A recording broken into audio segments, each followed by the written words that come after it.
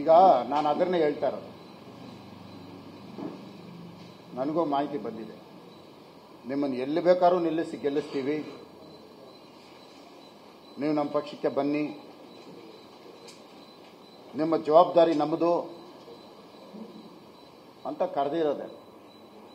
ಆದರೆ ಸದಾನಂದ ಗೌಡರ ಒಂದೊಂದು ರಕ್ತ ಕಣದಲ್ಲೂ ಸಹ ಭಾರತೀಯ ಜನತಾ ಪಾರ್ಟಿ ಸದಾನಂದ ಗೌಡರನ್ನ ಯಾವುದೇ ಅಧಿಕಾರಕ್ಕೋಸ್ಕರ ಆಗಲಿ ಹಣದಿಂದ ಆಗಲಿ ಖರೀದಿ ಮಾಡಕ್ಕೆ ಸಾಧ್ಯನೇ ಇಲ್ಲ. ಕಾಂಗ್ರೆಸ್ ಅವ್ರ ಕೈಯಲ್ಲಿ